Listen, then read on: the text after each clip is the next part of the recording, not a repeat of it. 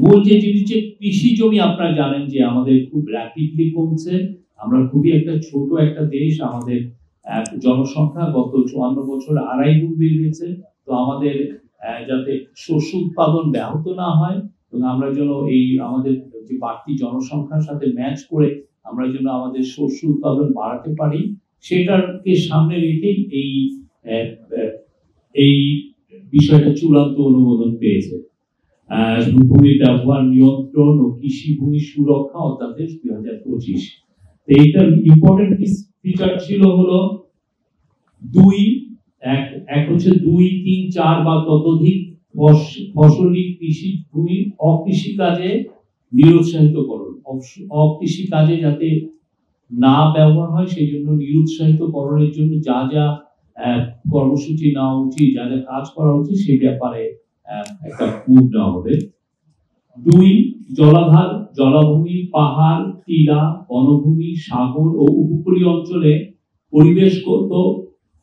পরিবেশগতভাবে সংবেদনশীল অন্যান্য এলাকার ভূমি সুরক্ষা করার জন্য ইম্পর্টেন্স দেওয়া হয়েছে। ভূমি ব্যবহারে জোনিং ম্যাপ প্রণয়নের কথা বলা হয়েছে। কৃষি ভূমি অনুমোদিত ভাবে অকৃষি কাজে ব্যবহার এটাকে নিরুৎসাহিতকরণ এবং এটার জন্য যারা এই কাজটা পরিবর্তন ভূমি কৃষির অনুমোদিত পরিবর্তনকে অপরাধ হিসেবে গণ্য করা হয়েছে এবং অপরাধের জন্য কারাদণ্ড ও জরিমানা আরোপের বিধান রাখা হয়েছে। এটা ছিল মূল ফিচার। আর আজকে মিটিং এ উপদেষ্টা পরিষদের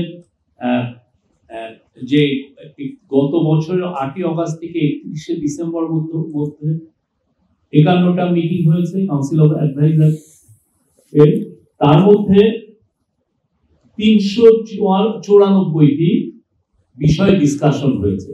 তার মধ্যে ইমপ্লিমেন্টেড হয়েছে 322টি, which is 82%। তো যতগুলো ডিসিশন হয়েছে তার 82% ইমপ্লিমেন্টেড হয়েছে।